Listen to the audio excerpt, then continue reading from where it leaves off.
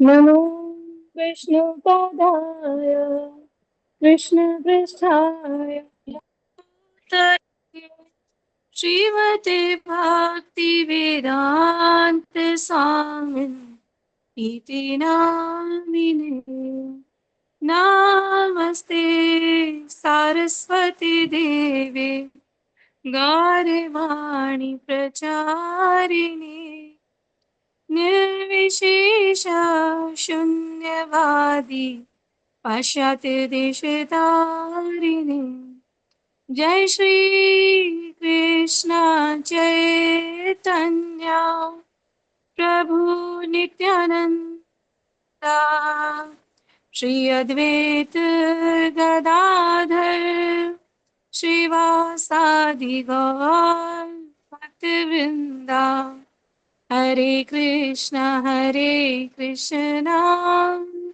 कृष्णा कृष्णा हरे हरे, हरे राम राम राम हरे हरे। हरे कृष्णा कृष्णा कृष्णा हरे हरे, हरे राम राम राम हरे हरे। हरे कृष्णा कृष्णा कृष्णा हरे हरे, हरे राम राम राम हरे हरे। भक्तिवेदांत स्वामी ठाकुर श्रील प्रभुपाद की विजय हो। सामवेद भक्तवृंद की विजय हो। निताई गौर प्रेमानंदे हरि हरि बोल। जय श्रीला प्रभुपाद।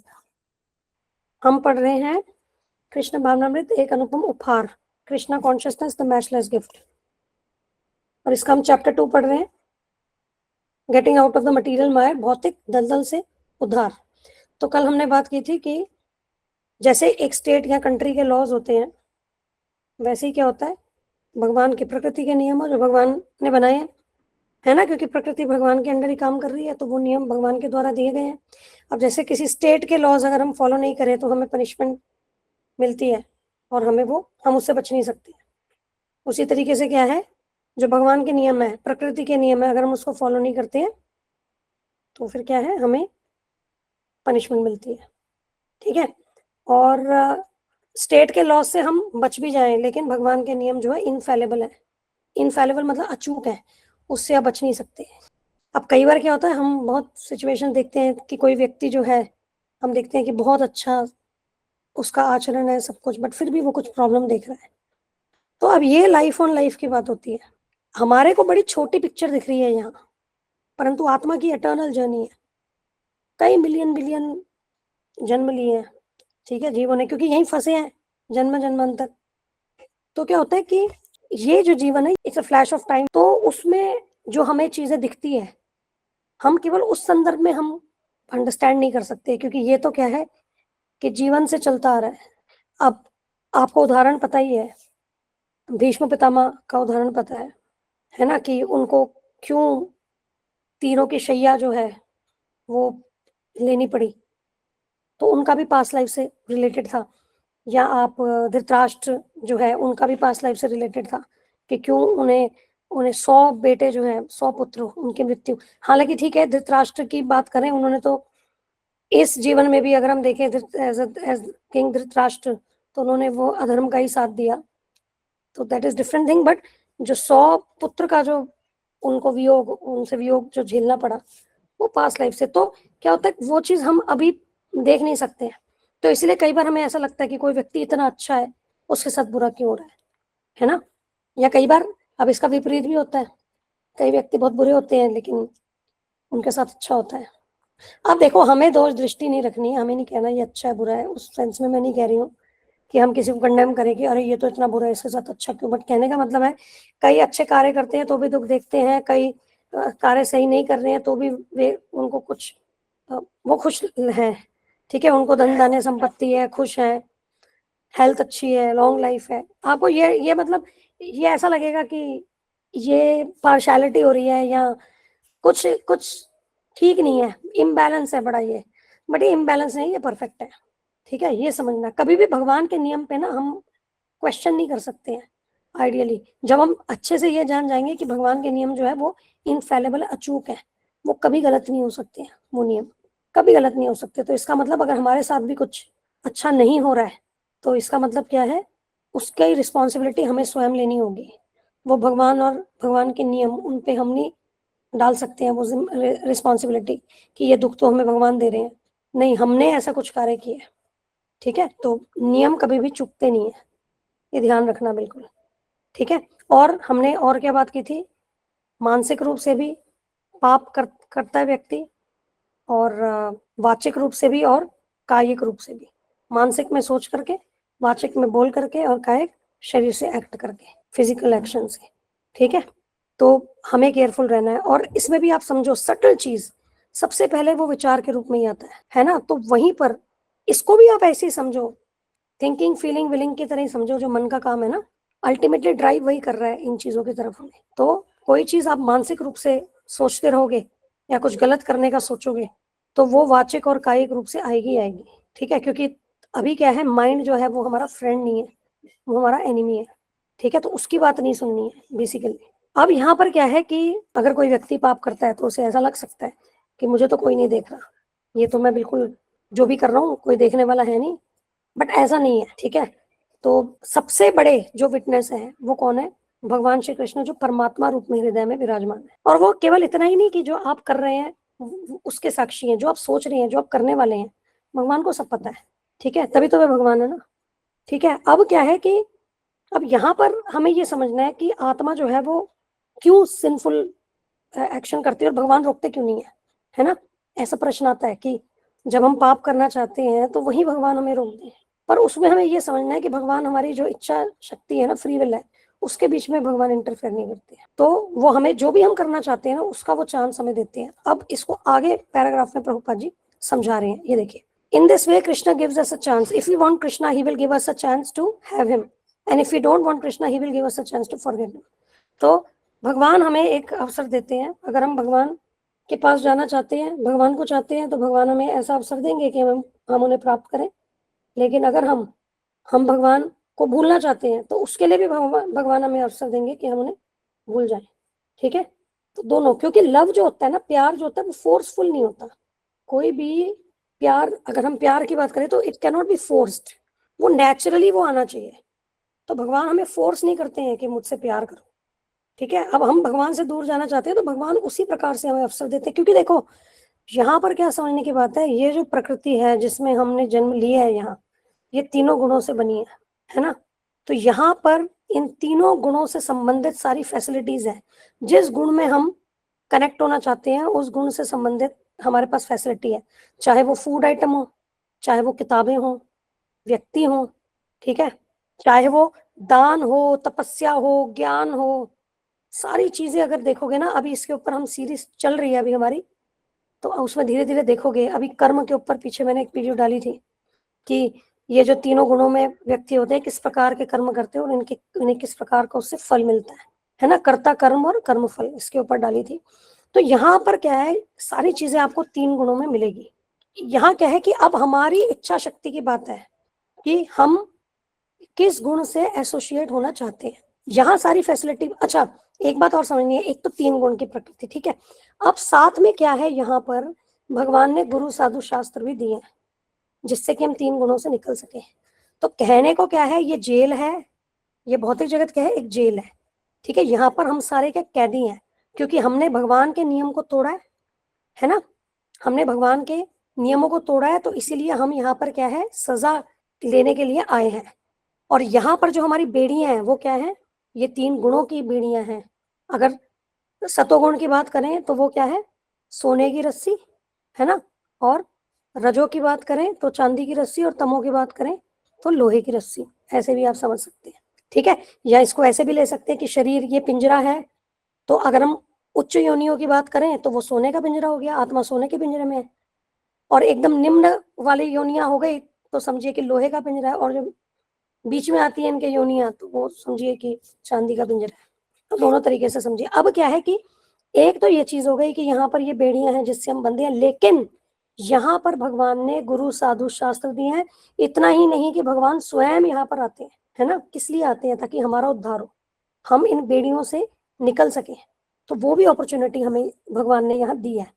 अब ये हमारे ऊपर है कि हम बेड़ियों में बंधे रहना चाहते हैं या हम इन बेड़ियों से मुक्त होना चाहते हैं, और उसी के अनुसार हम संग करते हैं।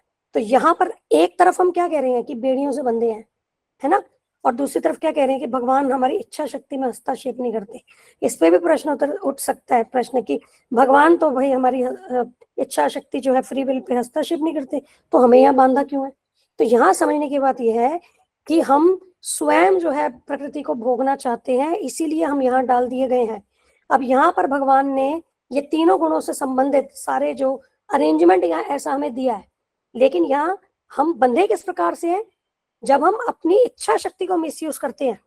वो इच्छा शक्ति के द्वारा हमें भगवान ने ऐसा फ्रीडम दिया है कि हमें जिस गुण के साथ एसोसिएट होना है हम वो एसोसिएट होते हैं, ठीक है। तो हमें ये गुणों का पूरा जो सिस्टम है ना, 3 गुणों का, ये भगवान ने प्रदान किया है बेड़ियों के रूप में। लेकिन अब हम कितनी बेड़ियां अपने पैरों में लगाते हैं उसकी हमें फ्री विल है, उसमें भगवान हमारे हस्तक्षेप नहीं करते हैं। ये बात समझ में आ रही है? तो भगवान ने फोर्सफुली हमें नहीं बांधा है, हमारी इच्छा शक्ति जो है हमें वो प्रदान की है। ऐसा नहीं है कि हमारी इंडिपेंडेंस को भगवान ने यहाँ पर रोक दिया है, वो रोका नहीं है।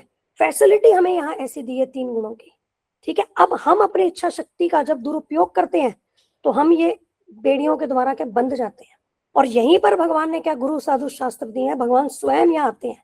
अब हमें अगर बेड़ियों से निकलना है तो अब हमें अपनी इच्छा शक्ति को कहाँ लगाना होगा? साधु संग में लगाना होगा, हरि कथा में लगाना होगा, गुरु की शरणागति लेनी होगी, ठीक है। तो वो फ्री विल। तो अब यहाँ समझने की बात यह है कि अब यदि हम कुछ पाप करना चाह रहे हैं तो उसका दोष जो है वो भगवान पे नहीं आएगा। जैसे कई लोग कुछ ऐसा सोचते हैं कि मतलब बड़े बड़े दार्शनिक मैंने देखे इंटेलेक्चुअल, वो ऐसी बातें करते हैं कि हम कठपुतली की तरह है, जैसा भगवान चला रहे हैं हम वैसा चल रहे हैं। लेकिन ये स्टेटमेंट कब आएगी, जैसा भगवान चला रहे हैं वैसा चल रहे हैं? वास्तव में वो तब आएगी जब व्यक्ति भगवान के पूर्ण शरणागत है। जैसे अर्जुन जी आपसे ये बात पहले भी कर चुके हैं हम कि भगवान कौन है? ऋषिकेश है, समस्त इंद्रियों के स्वामी है। तो क्या होता है कि समस्त इंद्रिय, अगर हम अर्जुन जी के संदर्भ में देखें, भगवान समस्त इंद्रियों के स्वामी है, तो भगवान अर्जुन जी की भी इंद्रियों के स्वामी है, और अर्जुन जी भगवान श्री कृष्ण के प्रति पूर्ण शरणागत है। तो भगवान अर्जुन जी की इंद्रियों को अपनी सेवा में भक्ति में लगा रहे हैं। इस केस में हम कहेंगे कि जैसा भगवान चला रहे हैं व्यक्ति वैसा चलता है। वो डिवोशन के केस में वो अप्लाई होगा 100%, क्योंकि तब क्या हो रहा है, भक्त जो है 100% इन कन्फॉर्मेंस विद जैसा भगवान चाह रहे हैं वैसा कर रहा है ना। लेकिन अगर अब कोई व्यक्ति पापी है, वो पाप में लिप्त है, और फिर वो कहे कि भाई जैसा भगवान चला रहे हैं मैं वैसा कर रहा हूँ, ये भगवान की इच्छा से, दैट इज रॉन्ग। आप उसमें क्या हो रहा है कि आप भगवान की इच्छा के विरुद्ध जा रहे हैं। लेकिन भगवान ने आपको सारी फैसिलिटीज दी है कि जो आप करना चाह रहे हैं आप करें यहाँ पर, ठीक है। अगर आपके प्रारब्ध के अनुसार उस जीवन में जो चीजें है आपने करनी है, वो जितना आपका डेस्टिनी अलाउ करेगी उसी के दायरे में, उसी के बाउंड्रीज में होती है वो चीज बेसिकली, जो कि डिसाइड होती है आपके कर्मों से। तो ये सारी फैसिलिटीज भगवान ने यहाँ दी है। लेकिन हम कहें कि भगवान की इच्छा से ये चीजें हो रही है या जैसा भगवान चाह रहे हैं, वो गलत है। क्योंकि जब आप गलत कार्य कर रहे हैं तो भगवान नहीं चाहते कि आप गलत कार्य करें, ठीक है।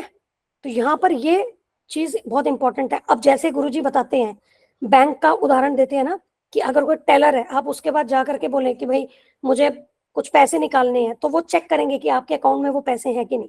अगर उतने पैसे हैं तो वो टेलर आपको वो पैसे दे देंगे, ठीक है। और अगर नहीं है तो वो डिनाई हो जाएगा।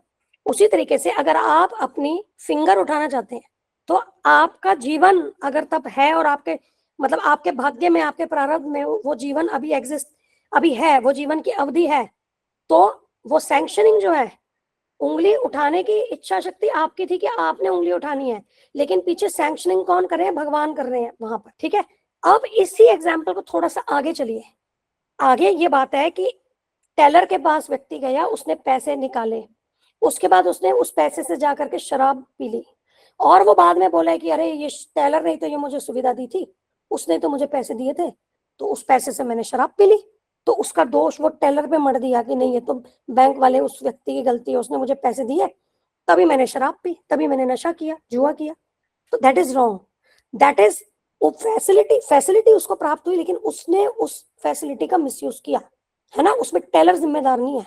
उसी तरीके से हम अगर, जो हमें फैसिलिटीज यहाँ प्रदान की है भगवान ने, तो अगर उसका हम मिसयूज करते हैं तो वहां पर भगवान जिम्मेदार नहीं है।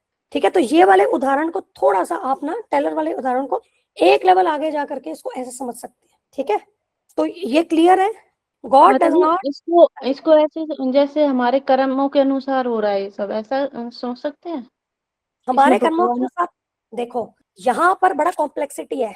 एक तो ये है कि जो प्रारब्ध होता है, प्रारब्ध वो कर्म फल है जो हमें इस जीवन में भोगने हैं। ठीक है, एक होता है संचित कर्म जो हमारा अकाउंट बैलेंस है। ठीक है, अब उस अकाउंट बैलेंस में से, हमारे कर्मों के अकाउंट बैलेंस में से कुछ अलॉटमेंट इस लाइफ के लिए हुई है। उसी तरीके से आप, जैसे आपके पास बैंक में मान लीजिए 1 करोड़ रुपए है, लेकिन आपने उसमें से 10 लाख रुपए अभी निकाले हैं इस साल के लिए मान लीजिए, तो आपकी अलॉटमेंट इस साल की कितनी होगी, 10 लाख। लेकिन अभी 90 लाख जो आपके अभी संचित में पड़े हैं बैंक में। तो उसी तरीके से जो हमारा संचित कर्म होता है, पूरा कार्मिक बैलेंस हमारा संचित कर्म के रूप में पड़ा है। अब प्रारब्ध क्या हुआ, जैसे हमने अभी 1 साल की बात की, वैसे ही आप एक लाइफ को समझिए। तो एक लाइफ में जो भी उस संचित में से कर्म जो इस लाइफ में हमें भोगने हैं, वो हमारे प्रारब्ध में आएंगे। अब ये चीज तो हम भोगेंगे ही, लेकिन साथ में जो अपने नए कर्म बनाएंगे वो भी ऐड ऑन होते जाएंगे। अब ये जो हम नए कर्म बना रहे हैं, कुछ कर्म का फल तो हमें इसी जीवन में मिल जाएगा, क्योंकि उसका फल का समय जो है शॉर्ट है। लेकिन कुछ ऐसे कर्म फल होंगे जो हमारे संचित में जाकर के ऐड हो जाएंगे, और आगे जब फ्रक्टिफाई होंगे, जब उनका फल, जब पकने की उनकी बारी होगी, तब उस जन्म में जाकर के वो फल पकेंगे, तब उस जन्म में जाकर के प्रारब्ध के रूप में वो हमें मिलेंगे आगे के किसी जन्म में। समझे ये चीज? तो वैसा माता जी बैलेंस जो, चलता है। हरे कृष्णा माता जी।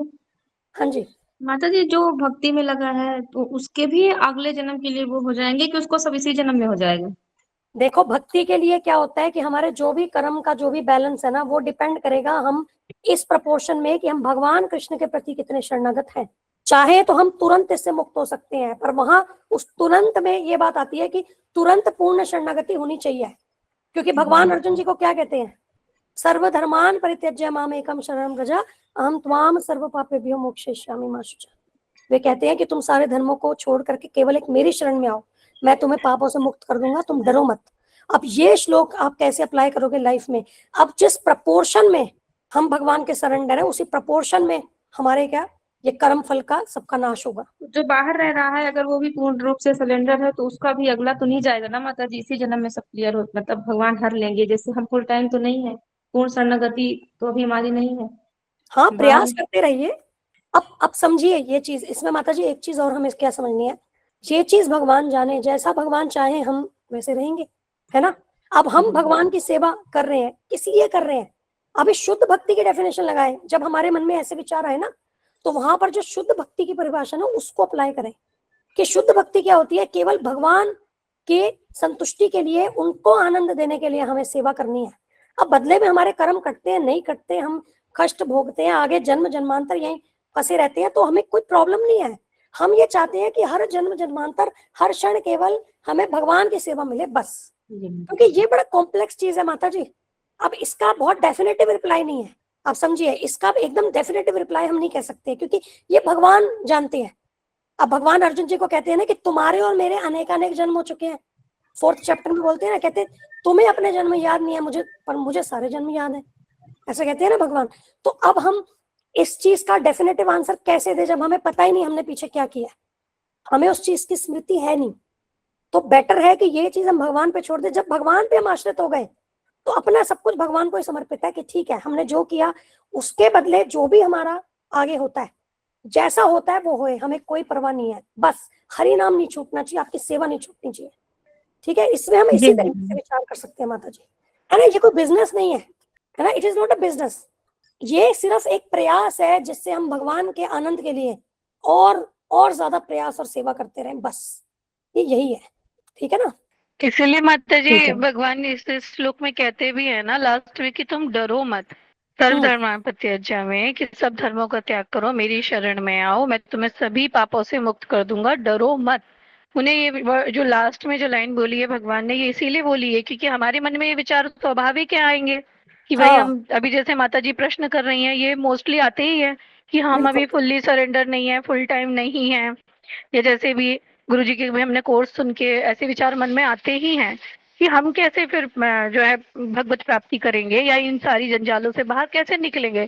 तो यहाँ इस लाइन से मुझे तो यही बात समझ में आती है कि हमें पूरी तरह से भगवान के ऊपर डिपेंड होना है। वो हम जब सीख जाएंगे ना तो हमें कुछ और सोचने की आवश्यकता रहेगी भी नहीं। तो बिल्कुल डिपेंड डिपेंड होना सीखना है हमें अपने आप को। वही सरेंडर भी है कि जब आप कृष्णा पे डिपेंड हो जाओ तो आप पूरी तरह सरेंडर भी हो जाओगे।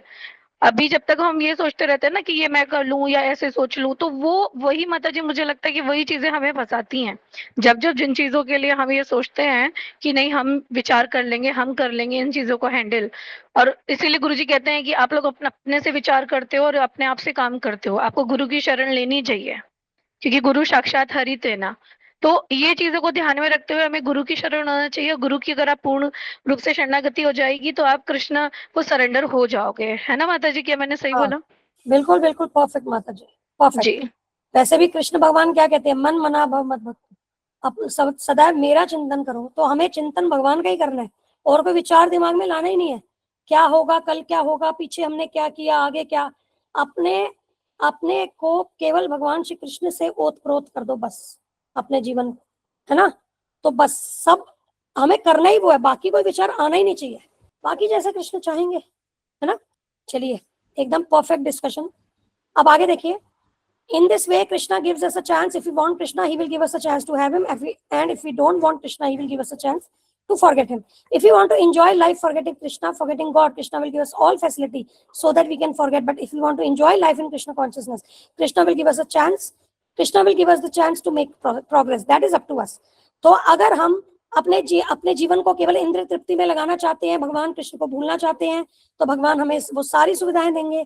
और अगर हम कृष्ण भावनामृत में रहना चाहते हैं, उसमें आनंद प्राप्ति चाहते हैं, तो उसके लिए भी भगवान हमें सारी सुविधाएं देंगे। और इसका सारा ये सब हमारे ऊपर है कि हम क्या चाहते हैं। यहीं पर हमारी इच्छा शक्ति का यहाँ रोल आ रहा है। क्या हम उसका दुरुपयोग करना चाहते हैं इंद्र तृप्ति में रह करके, कृष्ण को भूल के, या सदुपयोग करना चाहते हैं कृष्ण भावना भावित में स्थित रह करके, और भगवान वहां हमें सपोर्ट करते हैं। ठीक है। If you think that we can be happy without Krishna consciousness, Krishna does not object to that. तो अगर हमें ऐसा लगता है कि हम भगवान कृष्ण के बिना खुश रह सकते हैं, तो कृष्णा उसके लिए भी क्या है, उसको ऑब्जेक्ट नहीं, उसके अगेंस्ट नहीं जाते। ठीक है, कृष्णा उसमें इंटरफेयर नहीं करते। ठीक है। और इस यहाँ पर देखिए, यत इच्छेसी तथा कुरु। तो ये अर्जुन जी को भी भगवान श्री कृष्ण जब पूरा ज्ञान दे देते हैं, तो वे क्या कहते हैं, जैसी तुम्हारी इच्छा है तुम करो। तो ये क्या कह रहे हैं यहाँ भगवान, देखिए 18.73। After advising Arjun he simply said, now I have explained everything to you, whatever you desire you can do. Arjun replied immediately, करिष्ये वचनम तव, now I shall execute your order, that is Krishna consciousness. ठीक है। तो यहाँ पर भगवान अर्जुन जी को भी पूरा ज्ञान दे करके कोई फोर्स नहीं कर रहे हैं, उन्हें कृष्णा को कोई आपत्ति नहीं हो रही है ना, कि अर्जुन जी क्या डिसाइड करते हैं। वे तो केवल अर्जुन जी को क्या कहते हैं कि अब मैं तुम्हें सब बता चुका हूं, अब तुम्हें जैसा करना। और एक्चुअली इसमें एक और स्टेटमेंट है, एक मिनट, इसमें एक और स्टेटमेंट है, बहुत इंपॉर्टेंट है हमारी एप्लीकेशन के लिए लाइफ की। ऑब्वियसली एवरीथिंग जो है उसको हमें इसी रेस्पेक्ट में समझना है कि कैसे अप्लाई करें। या देखिए क्या कह रहे हैं भगवान, इस प्रकार मैंने तुम्हें गुह्यतर ज्ञान बतला दिया, इस पर पूरी तरह से मनन करो और तब जो चाहे सो करो। तो यहाँ बहुत इंपॉर्टेंट पॉइंट ये है कि इस पर पूरी तरह से मनन करो। ठीक है। तो हमारे लिए टेक अवे क्या है, भगवान ने हमें इच्छा शक्ति तो दी है, लेकिन जो नॉलेज यहाँ हमें दी है, जो हमें प्रभुपाद जी के द्वारा, गुरु जी के द्वारा हमें जो नॉलेज मिल रही है, तो हमें इस पर मनन करना है ना।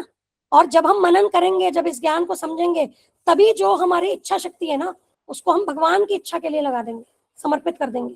हम अपने इंडिपेंडेंस को, जो हमें इंडिपेंडेंस या फ्री विल भगवान ने दी है, उसे क्या है, हम भगवान की सेवा में भगवान को अर्पण कर देंगे। तो यह मनन करना, ये बहुत इंपॉर्टेंट एस्पेक्ट है, ये गुरुजी ने एक लेक्चर में इसको एम्फोसाइज किया था। ठीक है। हाँ जी प्रियंका माता जी बताइए। माता जी, एक ये वो समझनी थी कि जैसे यदि कोई गलत कार्य कर रहा है तो भगवान की हेल्प क्यों कर रहे हैं। यहाँ इसको कर्मों के अनुसार समझना चाहिए कि उसके कर्मों के अनुसार अगर वो जैसा चाह रहा है उसे मिल रहा है, गलत कार्य के लिए भी जो कुछ फैसिलिटीज मिल रही है गलत कार्य करने में, जो उसकी हेल्प कर रही है या जो भी उसे मिल रहा है, तो वो क्यों मिल रहा है। क्या भगवान इसलिए हेल्प कर दे रहे हैं उसकी कि वो इच्छा कर रहा है या उसके कर्मों के फलों के अनुसार मिल रहा है? मतलब ये मुझे थोड़ा सा कंफ्यूजन हो रहा था इसमें। देखो इसमें क्या है, देखो एक चीज ऐसे समझो, अब मैं कर्म की बारीकियां देखो हम समझ नहीं सकते हैं, पर कुछ उदाहरण जी जो मैंने सुने हैं मैं उसके रेस्पेक्ट में बता रही हूँ। एग्जाम्पल, जैसे मान लो कि मैंने आपको पिछले जन्म में आपके मैंने कुछ हानि करी है। मान लीजिए मैंने आपके साथ बिजनेस किया है पास्ट लाइफ में और मैंने आपको नुकसान पहुंचा दिया पास्ट लाइफ में, ठीक है, लेकिन तब उसका भुगतान हुआ नहीं मेरा, मैं बहुत संपन्न हो गई और आपका मैंने बहुत कुछ जो है वो आपको हानि पहुंचा दी। अब इस जन्म में क्या होगा, अब ये जन्म आया जिसमें वो प्रारब्ध में आ गया मेरे, अब मुझे क्या है लुटने की बारी आ गई इस जीवन में, ठीक है। अब परमात्मा क्योंकि मेरे हृदय में आपके हृदय में दोनों के हृदय में विराजमान है ना, पास्ट लाइफ में भी विराजमान थे, इस लाइफ में भी विराजमान है। अब यहाँ पर क्या हुआ कि अब इसमें मेरे प्रारब्ध में आया कि अब मुझे नुकसान झेलना है और आपके प्रारब्ध में आया आपको फायदा होना है मुझसे, क्योंकि ये कर्म का बैलेंस अभी पूरा होना है इस जीवन में हमारा।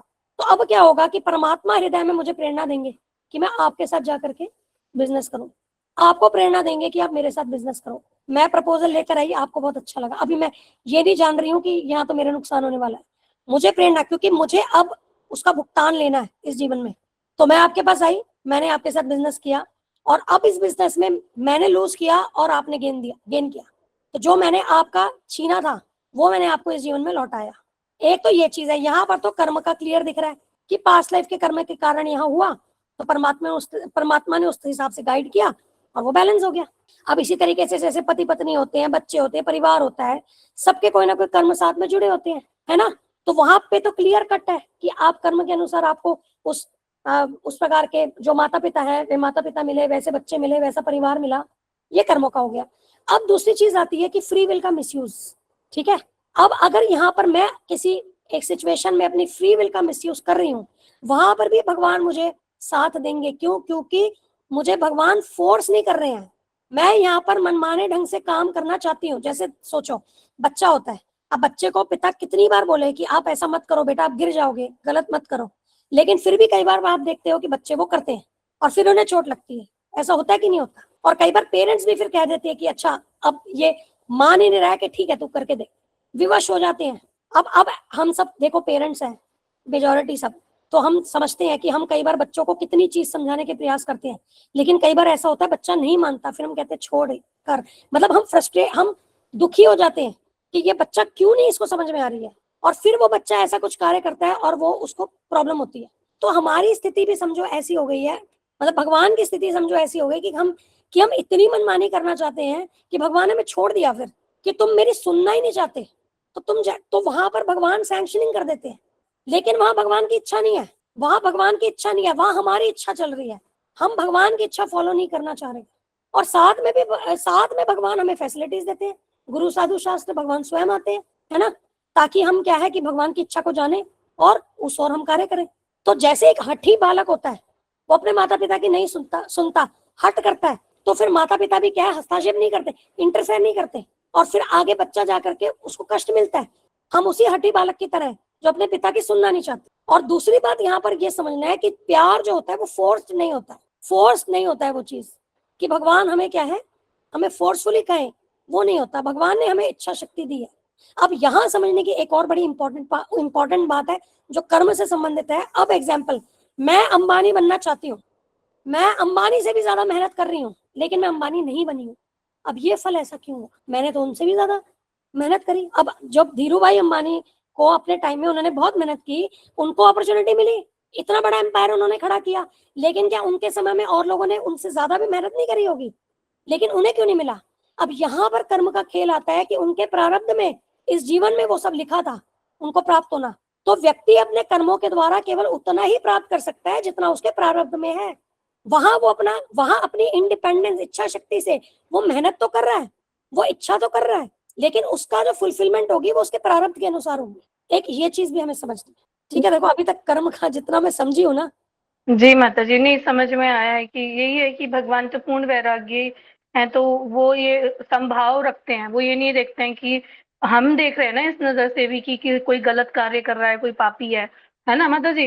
भगवान तो यहाँ ये देखते हैं, आपने जैसे ये वाली बात बोली ना कि भगवान जबरदस्ती नहीं करते किसी से, है ना, ये चीज समझ हमें ध्यान रखनी है। हाँ, हाँ, फ्री विल का उपयोग करने देते हैं, और ये सबसे इम्पोर्टेंट है और इसी को हम भूल भी जाते हैं। इसमें एक बार और चर्चा हुई थी शायद माता जी क्लास में, अभी ये मुझे याद आ रहा है आपके बोलने से, तो जिसमें यही बात आई थी कि भगवान फ्री विल में हस्तक्षेप नहीं करते हैं, और गुरु जी भी कहते हैं कि हम भी भक्ति के लिए जब तक कृष्णा को इनवाइट नहीं करेंगे ना, तब तक कृष्णा हेल्प भी नहीं करेंगे। और एक चीज और बोली थी गुरु जी ने कि यदि इस जगत में बुरे लोग ज्यादा हो जाए, वो मिलके ये चाहे कि नहीं भगवान का अस्तित्व नहीं है, नहीं है, नहीं है, तो भगवान उनकी हेल्प कर देंगे क्योंकि ज्यादा लोग उधर हैं। संकल्प ऐसे वहां मजबूत है ना, हाँ, दृढ़ संकल्प संकल्प हाँ वहां है। मजबूत है। तो इसलिए हमें अपना संकल्प मजबूत रखना होगा, हमें दृढ़ निश्चयी होना होगा, तब हम इन चीजों को फिर कर पाएंगे। ये बिल्कुल बात है आशा जी। तो यहाँ ये हमें समझना होगा कि अगर हमसे कोई गलत कार्य हो भी रहा है या हम देख रहे हैं, तो हमें उसको नजरिया पूरा बदलना होगा। हमारी इच्छा शक्ति कैसी थी, कहीं ना कहीं गलत कार्य में जो गलत कार्य होता देख रहा है या कर रहा है, उसकी इच्छा होती ही होती होगी माता जी उसमें, कॉन्शियस अनकॉन्शियस माइंड से। उसी की इच्छा है बेसिकली, भगवान की थोड़ी ना जी है। हाँ, तो उसी की इच्छा है, मन घुमा रहा है जैसे वैसे घूम रहे हैं। जी अच्छा माता जी, माता और जी, इसमें एक श्लोक और याद आ रहा है जिसमें भगवान कहते हैं, मुझे श्लोक का याद नहीं है वो, बस उसका अर्थ याद है, जिसमें भगवान कह रहे हैं 18 चैप्टर में ही है शायद वो, कि मैं सभी जीवों में के साथ मतलब क्या था, देहधारियों में रहते हुए मैं सभी को भरमा रहा हूँ, यानी घुमा रहा हूँ। ये बात भगवान ने कही है, मुझे एकदम याद नहीं आ रहा, मैं ढूंढ के बताऊंगी आपको ये। हाँ हाँ, तो उसमें भगवान कह रहे हैं 18 चैप्टर में ही है, 17 या 18 चैप्टर में, जिसमें भगवान कह रहे हैं कि मैं घुमा रहा हूँ। तो अब यहाँ पर ये भी मुझे कंफ्यूजन होता है कि भगवान घुमा रहे हैं, तो नहीं इस इसको बात का क्या रुकिए अर्थ है? रुकिए रुकिए, जी ये वाला श्लोक आप भेजिएगा। हाँ ठीक है, जी, आप मुझे 1 on 1 भेजना पहले। ठीक है माता अब जी। हम इस चैप्टर के सारे वर्सेस करेंगे ना, तो उस श्लोक को डिटेल में पढ़ेंगे हम। अभी ठीक है कंफ्यूजन माता हो जाएगी यहाँ पर, जो हम सब्जेक्ट मैटर है उससे भटक जाएंगे। ठीक है माता जी, ठीक। वो 1 to 1 भेजना, उस श्लोक पे हम कंप्लीट चर्चा करेंगे इस चैप्टर के साथ ही। ठीक है माता जी, भेज। तो अभी उसको साइड करके रखिए, पर भेजिएगा जरूर। विल जी वर्क इट आउट। सुन माता। रहा था माता जी कुछ कह रही थी माता जी। माता जी मैं यही कह रही थी कि गुरुजी बोलते हैं ना कि यहाँ जो भौतिक जगत के जो भी काम होते हैं वो सारे ही पाप होते हैं, चाहे गुड पाप और बैड पाप।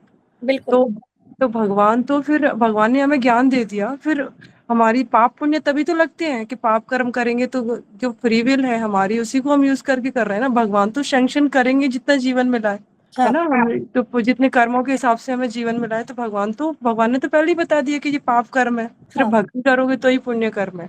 तो जब भगवान ने पहले ही बता दिया और हम फिर जो करेंगे तो वो हम पे ही जाएंगे ना पाप पुण्य से। भगवान का कोई रोल थोड़ी है, भगवान पे थोड़ी जाएगी, भगवान क्यों सैंक्शन कर रहे हैं बुरे कर्मों को। बिल्कुल माता जी, परफेक्ट। मनुष्य योनि मिली है तो यहाँ सब कार्य जो हम करते हैं उसकी अकाउंटेबिलिटी है, हमें लेना होगा। जी माता जी, तभी तो ये कर्म योनि है ना। बिल्कुल, तभी ये कर्म योनि है।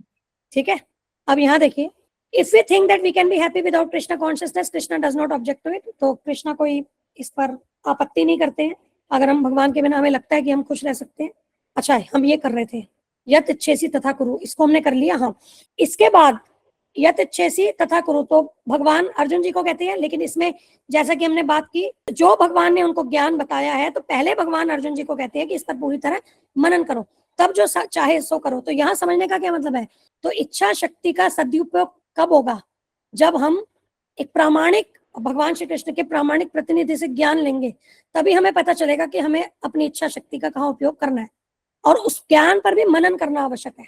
ठीक है, और इसके बाद अर्जुन जी क्या कहते हैं कि उनका मोह जो है सब दूर हो गया है। ठीक है, उनकी स्मरण शक्ति वापस आ गई है, और अब वे संशय रहित हैं, दृढ़ हैं, और भगवान श्री कृष्ण के आदेश अनुसार कार्य करने के लिए उद्यत है।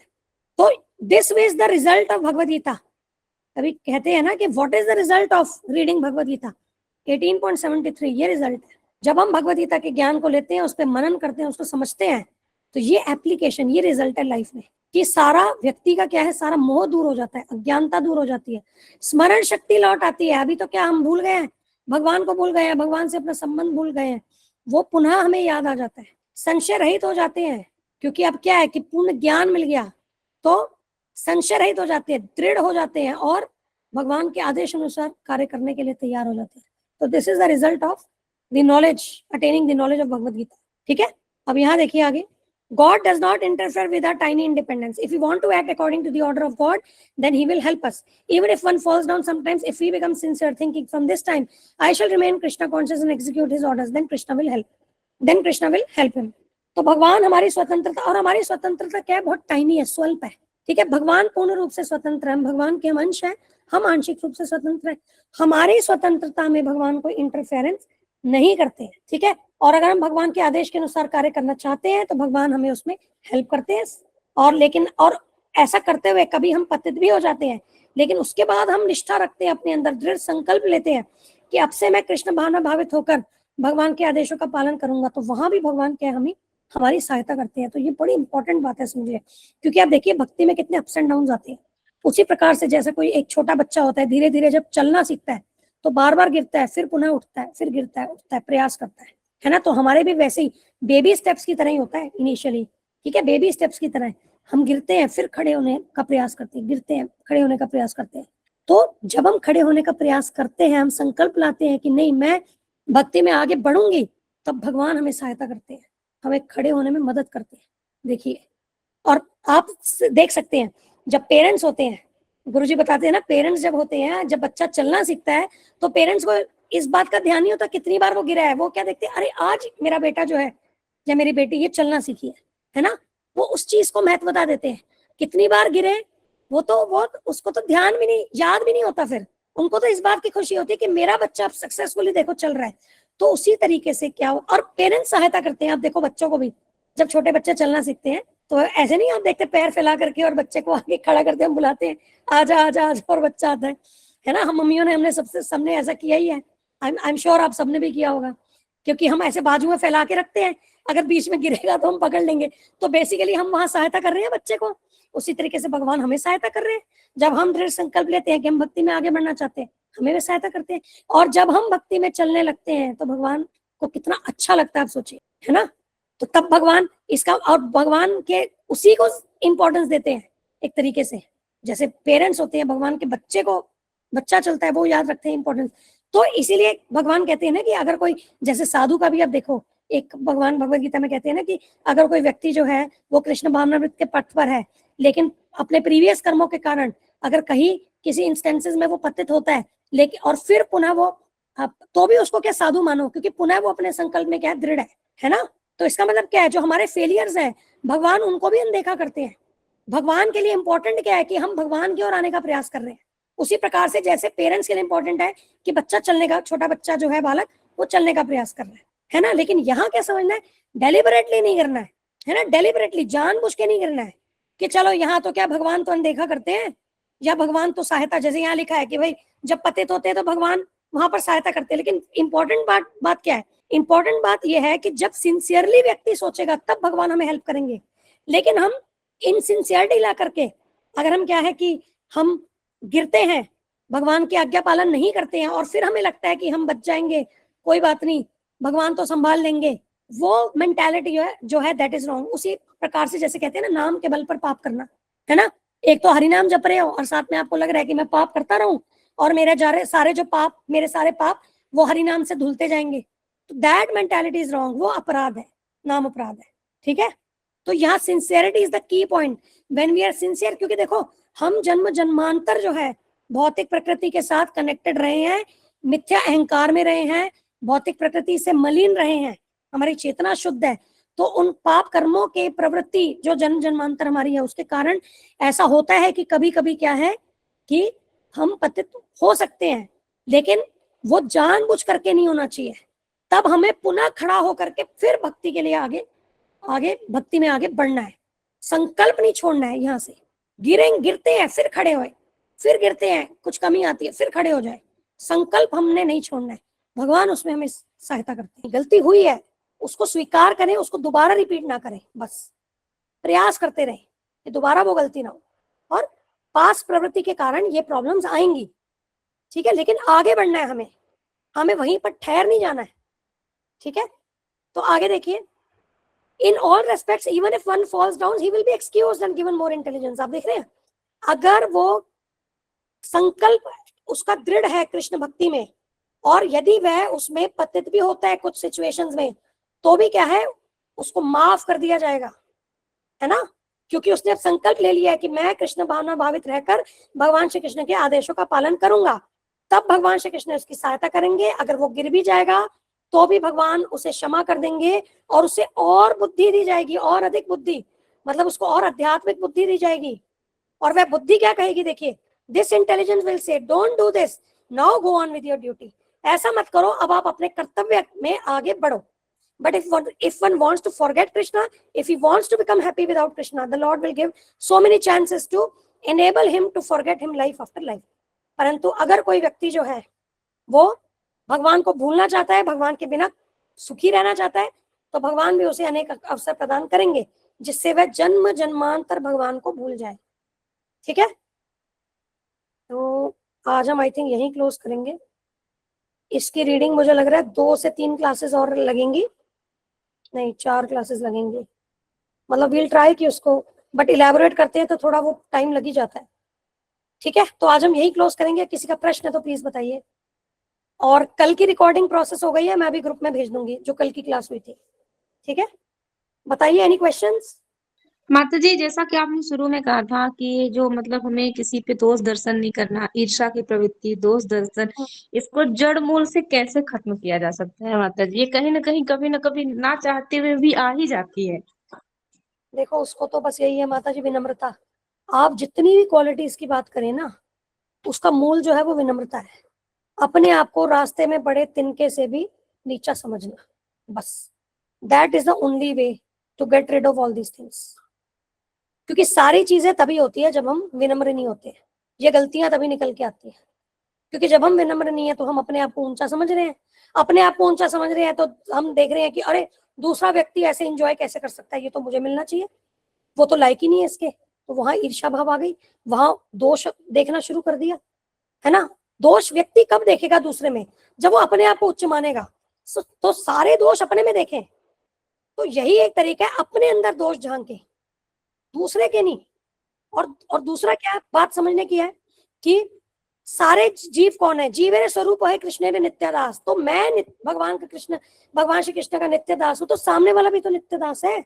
और मैं कौन हूं? दासानुदास। तो मैं सामने वाले का दास हुआ, तो मैं उसमें दोष कैसे देख सकता हूँ? वो तो मेरा स्वामी है।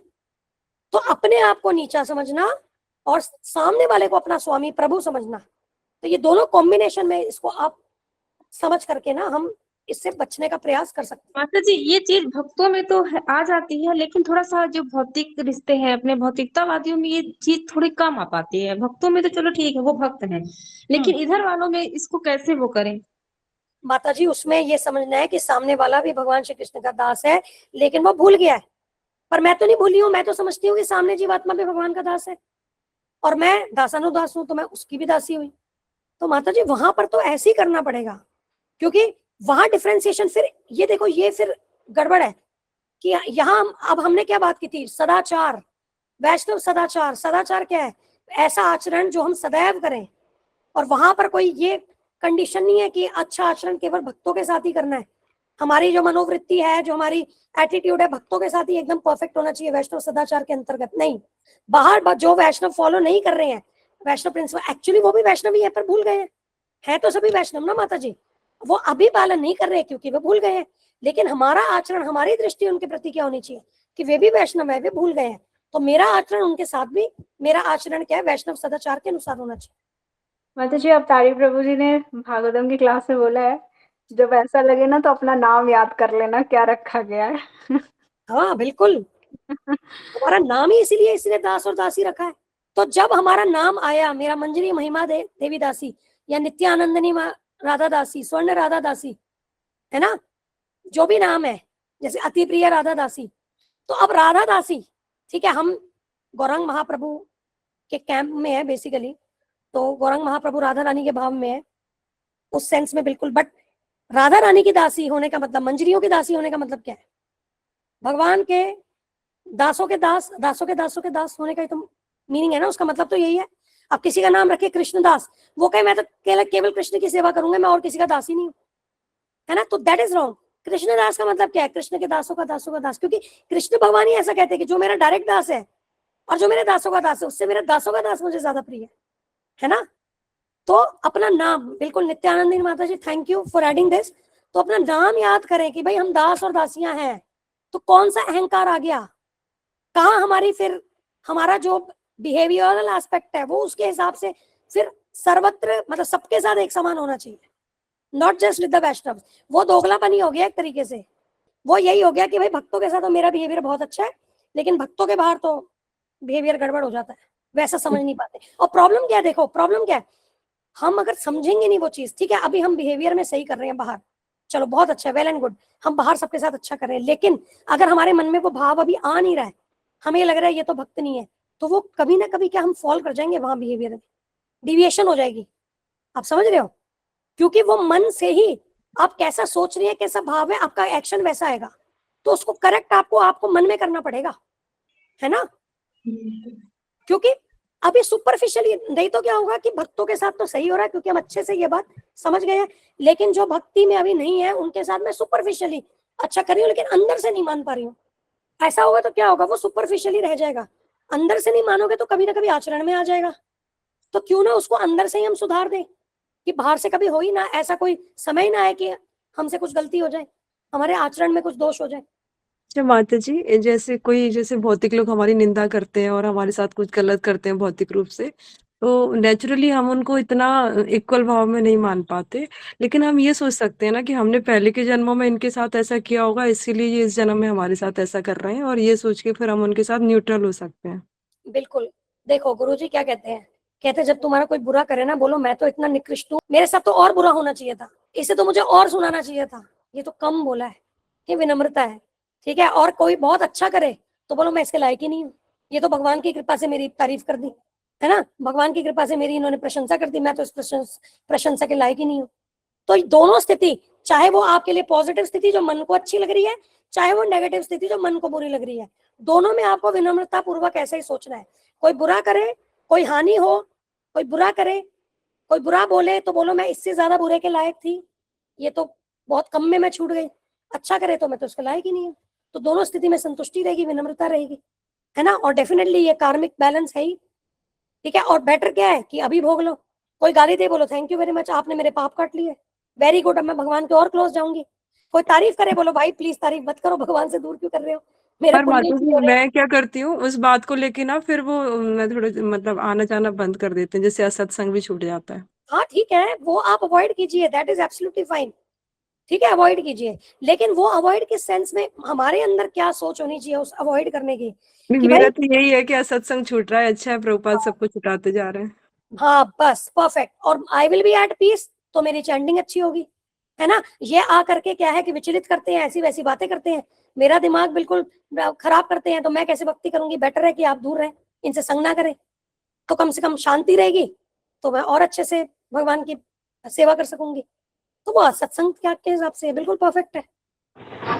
इसमें माता जी मेरे साथ ऐसा होता है, जैसे तो मैं मतलब है कुछ, तो मैं सामने से तो कुछ बोल रही होती हूँ कि तुमने ऐसा कहा था, लेकिन मेरे मन में होता थैंक यू, कि अब थोड़ा सा मुझे मैं इनसे दूर होने के लिए तैयार हूँ, क्योंकि इन्हें सामने वाले को बोलती हूँ जैसे तो आपने ऐसा किया, मैंने तो ऐसा कुछ भी नहीं किया था, लेकिन मैं मन में थैंक यू बोलती हूँ कि मेरी आसक्ति छूट रही है इन लोगों से, हाँ बिल्कुल परफेक्ट है, वेरी गुड।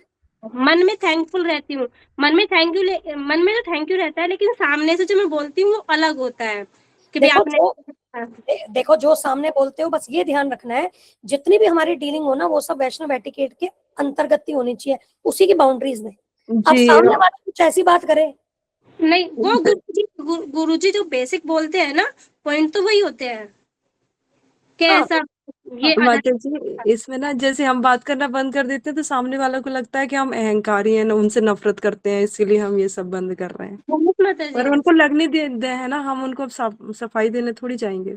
हाँ ठीक है, लेकिन कभी आपके सामने देखो जो रिश्तेदार हैं वो तो कभी ना कभी टकरते हैं सामने, पर वहां पर हरे तब तो कृष्णा बहुत अच्छे से व्यवहार करते हैं माता जी, जैसे कोई घर आएगा तो एक्चुअली में नहीं, ये रहता है। बातें जी ना गुरुजी बताते जो तिथि बताए बिना आए, हाँ जो बता के आए वो अतिथि भी नहीं है। हाँ ठीक है, तो कुमकुम माता जी अब बताइए, बोल बस दिए। मैं ये पूछ रही थी, जैसे आपने ये बताया कि भगवान हमारे को बोले जैसे हम सही करते हैं तो भी हमें मतलब भगवान हमारा साथ देते हैं, और हम गलत कहते हैं मतलब फ्री विल है हमें।